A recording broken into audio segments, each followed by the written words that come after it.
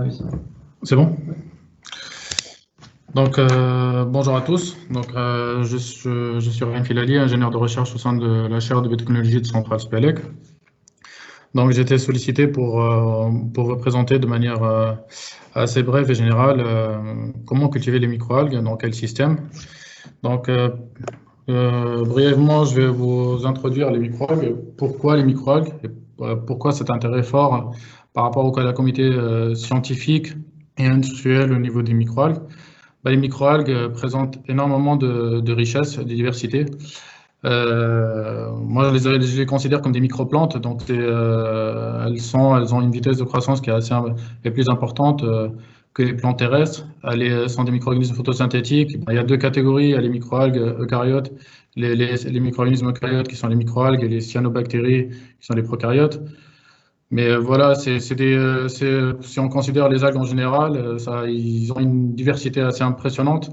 Au niveau de la morphologie, ils peuvent aller du micromètre au millimètre.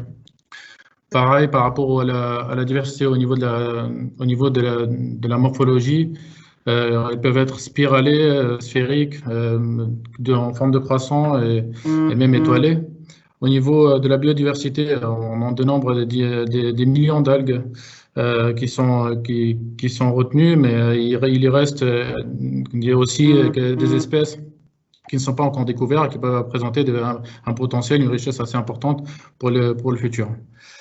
Ces micro-organismes, elles ont une capacité de se développer dans tous les habitats. Elles ont une capacité de survie et de colonisation qui est assez impressionnante.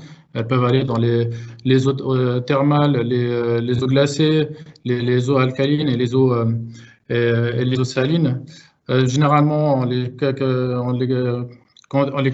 divise en deux catégories, les algues d'eau douce et les algues qui nécessitent de la salinité, donc les algues d'eau marine. Au niveau impact, vu cette diversité, au niveau potentialité, du fait que c'est comme une microplante, donc elle a cette capacité de capture de CO2 industriel. Vu le contexte actuel du réchauffement climatique et du gaz à effet de serre, c'est un bénéfice assez énorme. Vous voyez les puits de carbone qui sont actuellement qui s'implantent.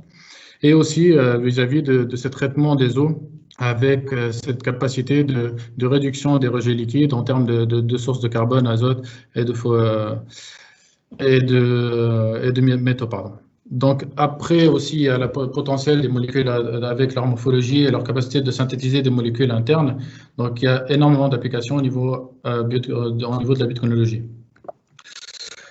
Par rapport à ce micro-organisme, donc c'est le premier producteur d'oxygène, donc il a participé à la vie sur la Terre par rapport à cette transformation de la composition atmosphérique.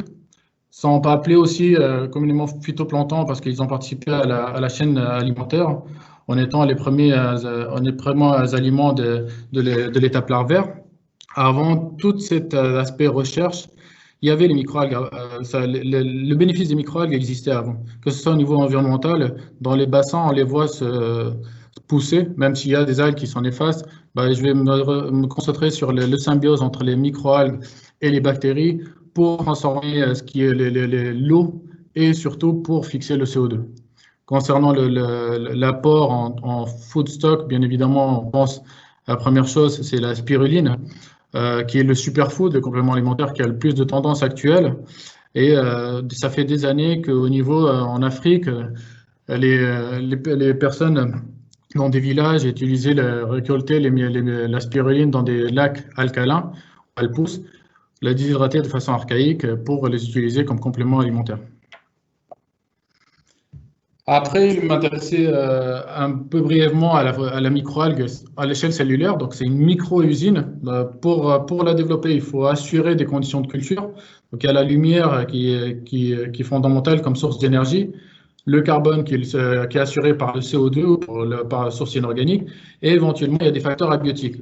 Donc, il faut apporter des nutriments qui sont nécessaires, le magnésium, la source d'azote, la source de phosphate. Il y a aussi tous les paramètres qui sont importants, la température, le pH. Donc, avec ça, on pourra arriver à faire croître.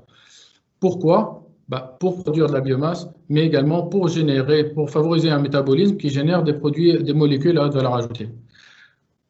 Déjà, il y a la souche, mais il y a de la microalgue, donc on peut le sélectionner de façon naturelle, mais également il y a la tendance actuelle qui est de travailler sur l'ingénierie génétique et la biologie de synthèse pour favoriser une voie métabolique.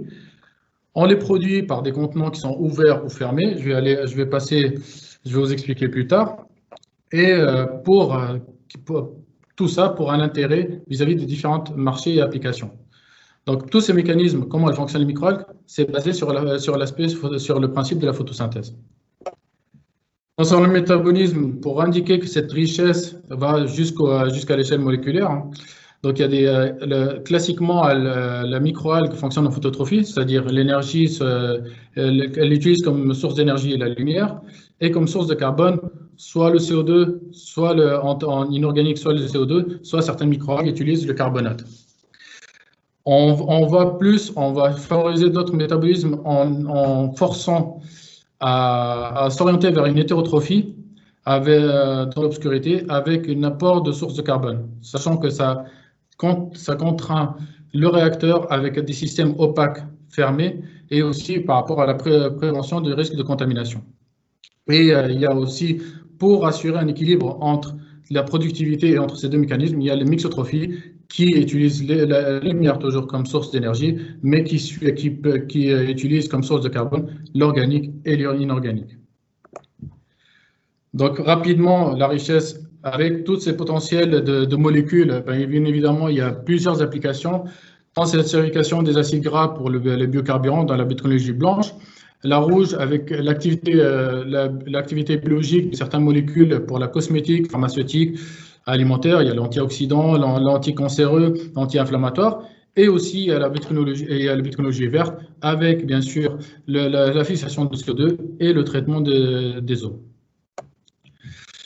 Maintenant, rapidement, le concept. Donc, voilà, par rapport aux microalgues, il y a un principe de choisir quelle application.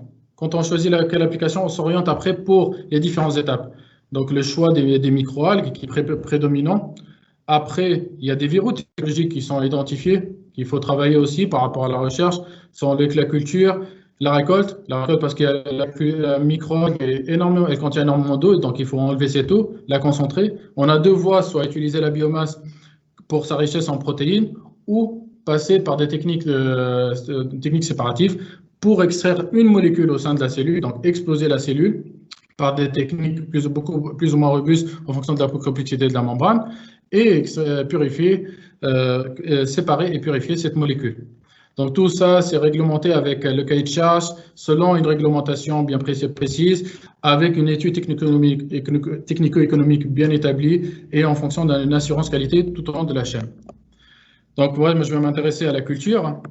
Donc avant tout procédé, il faut vraiment se focaliser sur cette étape qui est prédominante et impactante au niveau CAPEX et OPEX. Donc il faut, en fonction de l'application, en fonction de l'algue, choisir un dispositif de culture qui correspond, qui favorise en fonction des facteurs abiotiques la croissance de la microalgue, en fonction de la biomasse ou en fonction des molécules d'intérêt, avec des aspects de robustesse et de l'efficacité au niveau économique et énergétique.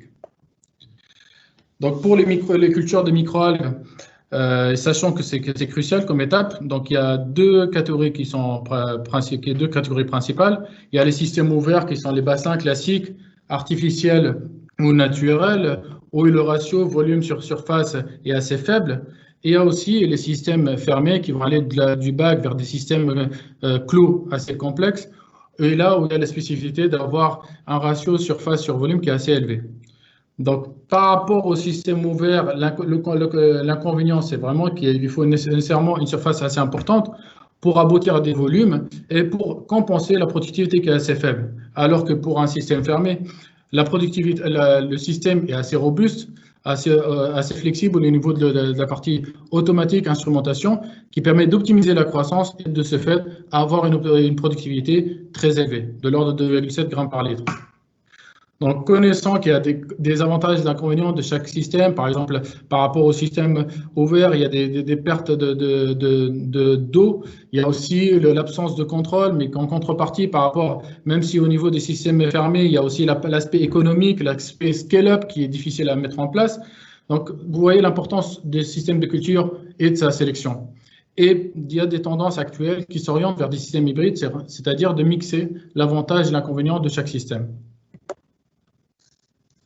Par rapport au système ouvert, donc il y a les systèmes diversifiés en fonction.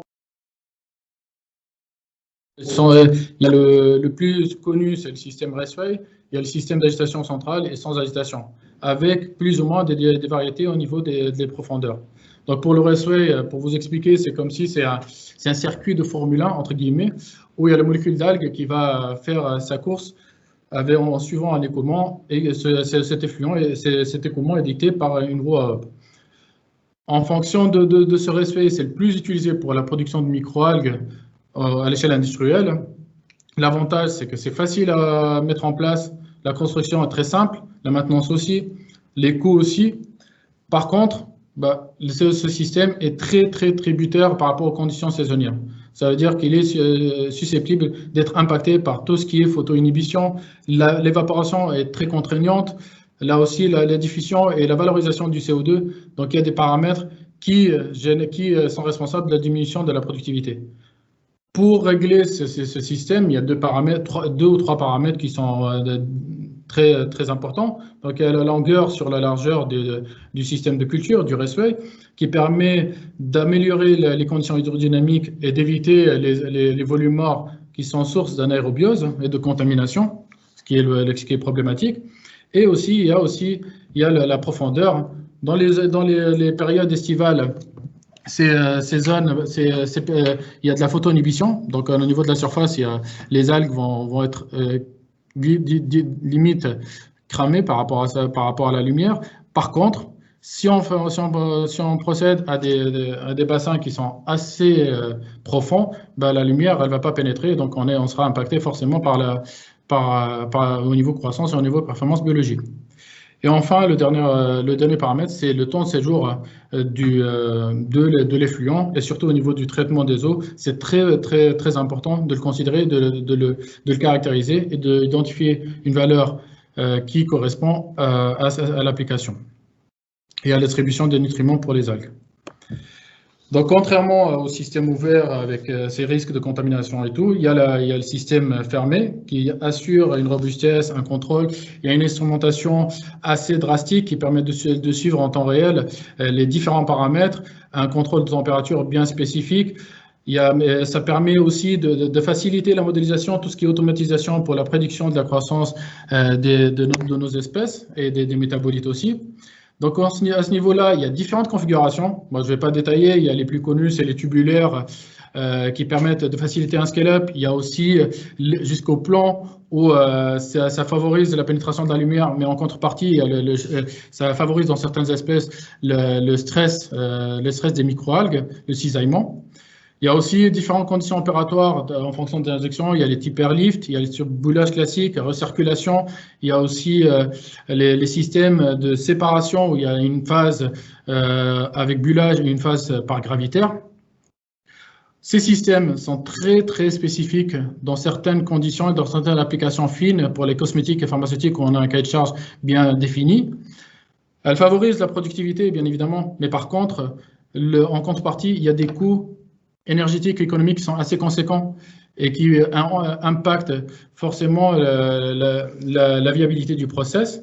Le scale-up aussi, du fait qu'il faut s'assurer que les conditions transfert gaz liquide, hydrodynamique, mix, mélange, soit même de l'échelle laboratoire jusqu'à l'échelle industrielle, et surtout la régulation de température, du fait que par rapport à la température, c'est facile de réguler la température dans un laboratoire avec un thermostat, mais quand on passe de dizaines de litres vers des milliers de litres, la température pose problème, et là, c'est un verrou technologique qui est forcément à considérer. Après une brève description des systèmes et comment cultiver les microalgues, Donc moi, je me suis intéressé pour vous donner un petit aperçu sur un cas réel, donc le projet Interreg où on est impliqué. Je ne vais pas expliquer parce que Marcio a expliqué en détail l'objectif du IDA avec les partenaires pour le développement de chaîne de valeur sur la région Nord-Ouest Europe. Donc je vais m'intéresser surtout à la partie sélection de souches et culture de microalgues, où là, notre objectif, en tant que différents partenaires, on était avec Thomas More et Yulich, c'est-à-dire on a un cahier de charge qui est une contraignante, c'est-à-dire dans ces régions-là, il y a des facilités par rapport aux installations, mais en contrepartie, on a des limitations au niveau conditions opératoires, c'est-à-dire on a faible température, faible lumière. Donc le premier objectif, c'est d'identifier les microalgues qui sont capables de tolérer ces conditions, aussi qui assurent une croissance de ces microalgues plus ou moins importante en fonction du temps, le développer, tester sur la tolérance de ces espèces dans des systèmes clos par rapport à la culture, identifier les conditions opératoires, donc c'est une phase d'optimisation à l'échelle laboratoire, pour voir les effets sur la biomasse, mais également sur les molécules d'intérêt. Il y a aussi toute la partie scale-up, parce qu'il y a une collaboration entre les partenaires par rapport à des implémentations du fait que, par exemple, il y a Christiana qui va vous expliquer, il y a des dispositifs sur Ulysse où il y a des échelles beaucoup plus importantes que chez nous. Donc la première étape, bien évidemment, c'est que c'est des conditions, c'est tributaire par rapport à les souches d'algues. On a fait un travail de recherche d'équipe entre les trois partenaires. On a sélectionné 3 souches. Pour moi, je vais m'intéresser, il y a la robustesse du consortium de Ulysse, mais je vais m'intéresser, dans notre cas, à la sélection de souches psychrophiles qui a été isolée, qui est Chloromonas nivalis, qui a été isolée dans les zones antarctiques et qui a la faculté de tolérer des conditions de température et de lumière très très élevées et qui permettent éventuellement d'assurer une croissance tout au long de l'année. Enfin, je vais terminer par les travaux de Belinda, ma collègue, qui a été en charge de ce projet. Donc, c'était une phase d'optimisation de la culture pour ces trois espèces. Donc, l'idée, c'est qu'en flasque, ça y a fait une étude, un plan d'expérience sur les 2 paramètres, température et lumière, on est tributaire à ces paramètres, donc de varier pour voir la tolérance et les conditions optimales de croissance. Mais également, on a rajouté le CO2 pour voir l'impact de CO2 et la stimulation vis-à-vis de la croissance. Donc après une analyse statistique, on a identifié les facteurs dominants et en fonction de ça, on a identifié les conditions opératoires optimales pour croître les microalgues. Et on est passé à une échelle d'Erlen vers une échelle de bioréacteur complètement instrumentée avec une maîtrise plus complexe, plus totale des conditions d'agitation, des mesures en temps réel pour avoir une validation beaucoup plus complète. Et ceci pour valider en fin de compte l'efficacité et surtout la probabilité de considérer ces souches comme potentielles candidates dans notre projet et au niveau des cultures de microalgues, au niveau du projet Interreg, pardon. Et enfin, je vous remercie de votre attention et je reste à votre disposition pour toute question.